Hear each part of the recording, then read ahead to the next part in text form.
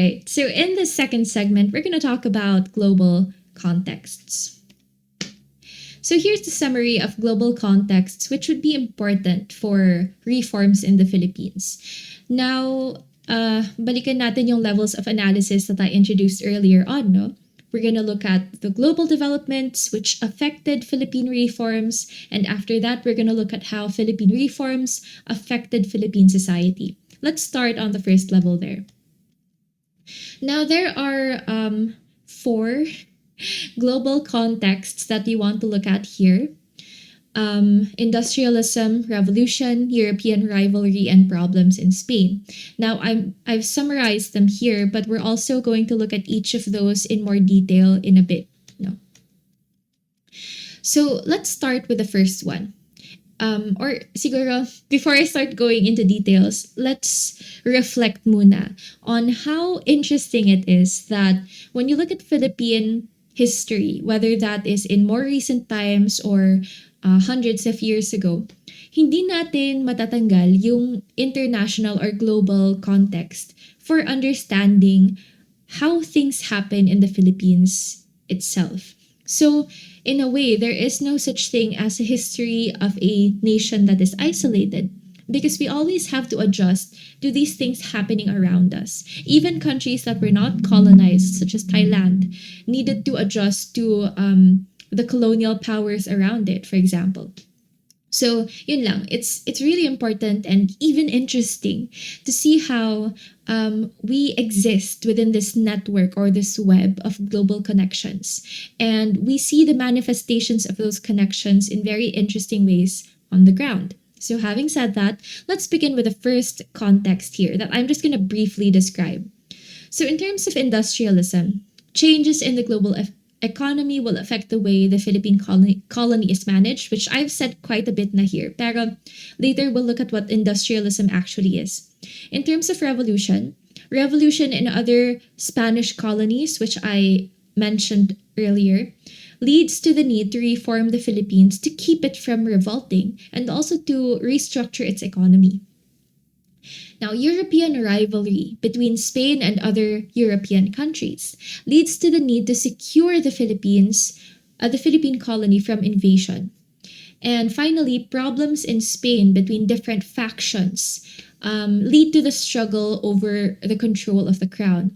Wars on the mainland will affect Philippine reforms. Now, all of these have already been mentioned earlier, but what we're going to do in this section is actually give you the details which correspond to those claims.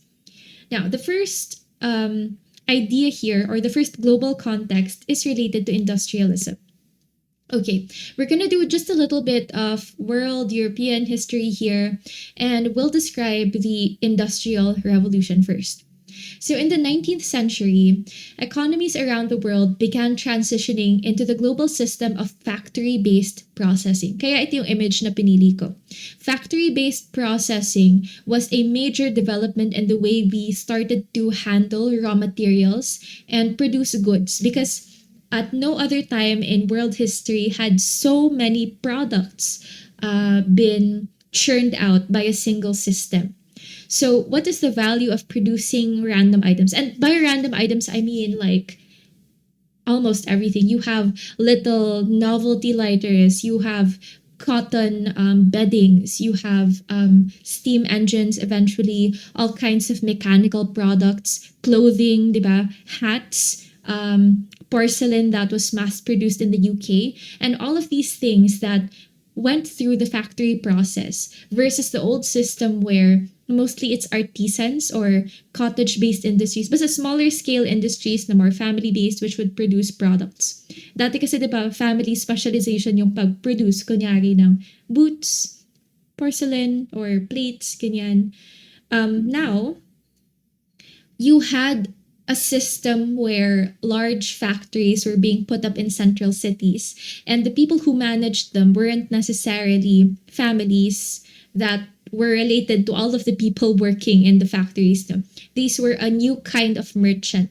These were our industrial capitalists, also called by some scholars are bourgeois. So if you've ever wondered what the bourgeois are, they are the people who have control over the means of production. And it's literally paano mo ipaproduce yung materials, yung mga outputs na minention ko kanina.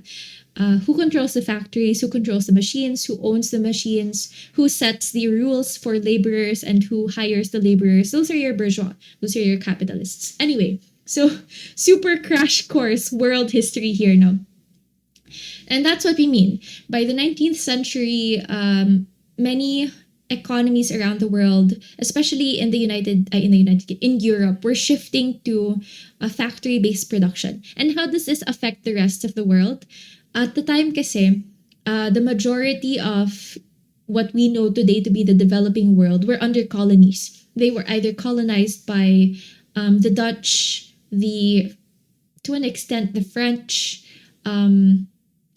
You also have, of course, the British and all of the other many colonizers. So in Western European countries, this meant the shift to large-scale mechanized processes for all kinds of products. These would be distributed in new markets in many colonial empires. So a prominent example of this is, although it's an example from a different colony, not from the Philippine colony necessarily, but from the British colony. So, yung mga pinaproduce na items dun sa UK, yes, iba kasi yung tawag dati. Anyway, yung pinaproduce na items sa UK largely ay ina-export sa kanilang, of course, to other European countries as well. Pero India, which was a colony of Great Britain, also became a major consumer of the products being produced there. So, in the Philippines, the new wealthy mestizo and indios of the 19th century would be part of these markets. Kaya kung titignan natin yung mga ilustrados natin and the homes that they would have had, imagine Noli Me Tangere, right? Noli Me Tangere, one of the first chapters where Kapitan Tiago's house is being described, diba? You have fine porcelain, you've got china, you've got a baby grand piano, you've got these paintings on the walls. Yung mga items dun, some of them being imports from other countries, reflect how we were tied into this international atmosphere of production. So what is the connection between this global context and Spain and its colonies? Now, usually, raw materials for production were acquired from colonies. In Spanish colonies, so Americas and the Philippines, yung main na kinukuha nila dito or minamanage nilang raw materials ay sugar and tobacco, which would come from Cuba and the Philippines. So, yung image ng Cuban cigar, diba? It's funny because at a certain point in history, Cuban cigars were considered equal to Philippine cigars. Many of these being produced in the Ilocos region. And super duper side story lang, pero yung nagpo-produce ng tobacco in Philippine factories, mostly were women and not men. So meron din tayong women factory workers who have been studied by a certain historian, Kamagay from UP Diliman. Pero we'll see if we have time for that later. Anyway, the point is, in the Philippines, there was a steady shift to converting land for the growth of globally competitive goods or cash crops. Hindi pwedeng basta-bastang goods lang. Dapat may international value yung goods na yun, tulad nga ng sugar at tobacco. This was one indicator for the modernization of the Philippine colony. So, nadadraw na tayo dahan-dahan dun sa international system of factory-based processing, although it looked a little different in the Philippines. Okay, so here's what I meant earlier, no? We talk about the Industrial Revolution as if the entire world was being industrialized, pero really, industrialization happened in the European countries here. So this is quite an old map, kaya ganito yung itsura. Pero in the European countries, you had the shift to industrialism, and they would collect all kinds of raw materials from their colonies. So it's a little weirdly colored, but all of these bright green spots are Portuguese colonies. Yung yellow naman ay supposedly Spanish colonies, but for some reason, during this time, when the map was created, US colony na yung Philippines. So this was just slight just a couple of years after the shift. Pero you can still kind of see the distribution of colonies at this point in time. Okay. Independent na rin yung American colonies nung panahon na to. So this map does not coincide to this period, but I just kind of wanted to have a visual aid to show us how there was a relationship between the colonies that produced raw materials and the European countries that would manage the production and also the sale of these materials. Okay, so that's it for our first global context, industrialism, which tells us how the Philippine economy would eventually be shaped. Now, the second global context, which is important to us, is revolution. Now, this image you saw here is a painting of the Grito de Dolores. Interestingly enough, we have our own cry of Balintawak, diba? Or sometimes the cry of Pugadlawin. These kinds of declarations by colonized people were usually incidents where independence was declared. So, kung may ganito sa Pilipinas, may ganito din sa iba't ibang bahagi ng colonies ng Spain. So, the independence movement of Mexico leads to their war of independence against Spain and eventually to the loss of the colony, which supplied silver for the galleon trade. This also meant the loss of the subsidy which was supplied by Mexico to the Philippines. So ang daming nawala from the Philippines during this time. So may situado, which was a subsidy, and also the silver. And so the conclusion is the Philippines needs a new source of revenue. Now, besides this economic reason, the Spanish also realized that if revolution could happen in Mexico, revolution could also happen in its other colonies. And so they had to be careful not to lose colonies such as the Philippines.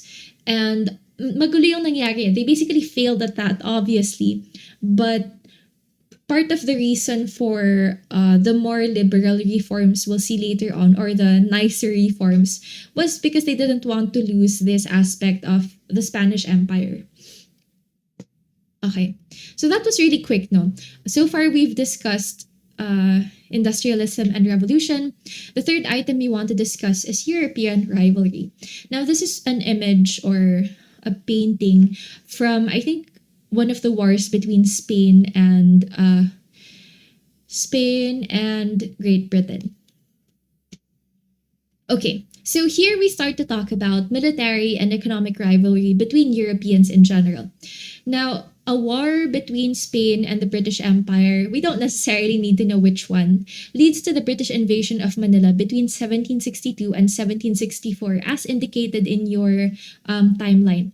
After the British leave, this leads to military reforms in the Philippines to secure the colony.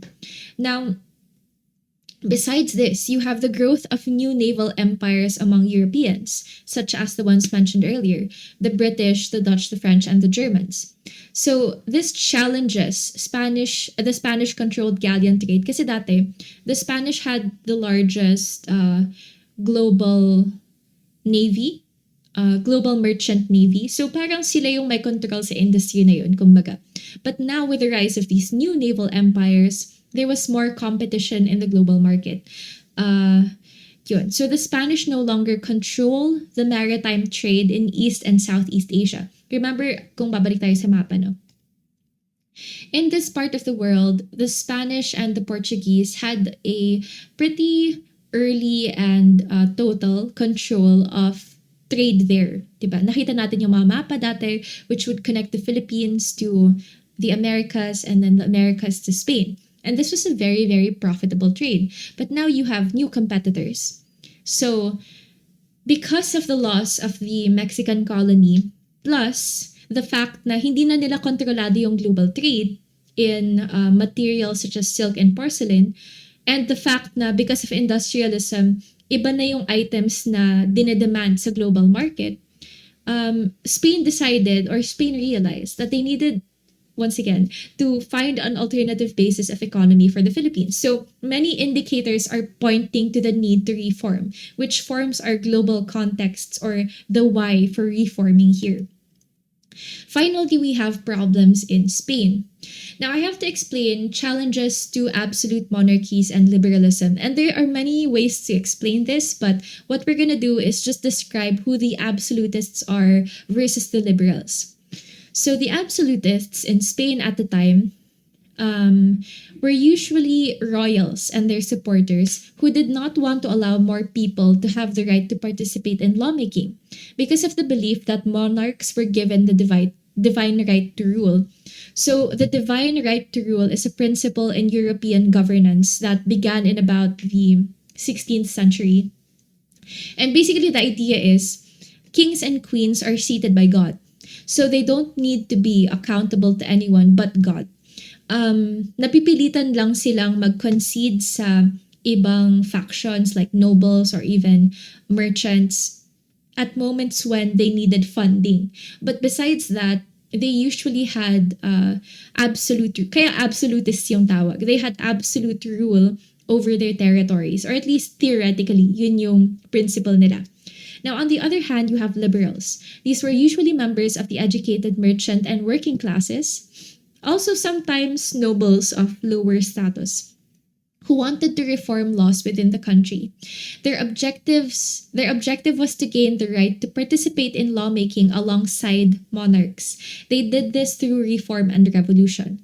So, typically we would describe liberalism as that set of values that forwards liberty, equality, fraternity. Pero minsan kasi iba yung configuration ng liberalism in different European countries. Ang point lang ay they wanted more space and more rights to rule. So, kung may absolutist government, meaning the monarch or the king or queen has absolute power to determine laws, liberals wanted limits to those powers. In some cases, they wanted to remove the crown or the king or queen altogether.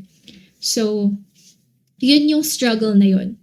There were wars between liberals and absolutists in Spain, and this would result in decades of struggle where sometimes liberals were in charge and sometimes it was absolutists. In the Philippines, this resulted in messy policies and reforms because the Governor General would also be changed according to who was ruling in Spain. Now, this, you don't need to take down the details here, but I just wanted to show you how messy it was in the 19th century for Spain. In 1808, for example, Napoleon invades Spain and deposes the king in favor of liberals kasi they were the ones who would support Napoleon's empire building in Europe at the time. Tapos from 1810 to 1812, the liberal revolutionaries supported by Napoleon are able to establish Spanish courts and the Constitution of Cadiz. So, okay, these are extra details. You don't need to remember them or memorize them, but I just wanted to show you how messy it was nga in Spain at the time. So, ito sila, gumawa na sila ng bagong sistema, tapos biglang nakabalik si Fernando VII. Therefore, deposing revolutionaries. So, Napoleon invades France, says, okay, I am going to support this faction of liberals. The liberals start changing things. And then, the king suddenly returns and he wins that battle. So, nawala na naman yung sinadap nilang mga constitution and courts. Tapos, from 1823 to 33, okay. So it's messy. There are actually many smaller events here. From 1814 to 1820, bumalik si Fernando. Tapos, natalo na naman siya ng revolutionaries. Tapos, babalik na naman siya. Tapos, may mga military governments na mag-emerge sa Americas dahil sa gulo sa Spain. Other absolute governments emerge as well in former colonies. Tapos, nagka-glorious revolution sa Spain. And for a brief moment, they were able to get rid of the Spanish crown altogether. Once again, you don't need to memorize these details. The point is, it was unstable in Spain for majority of the 19th century.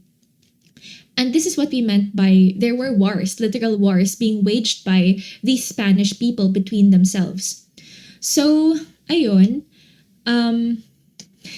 Later on, we're going to see how this kind of resulted in different kinds of reforms here. Kaya minsan may mga reform na mas liberal alongside liberals that are very militarist.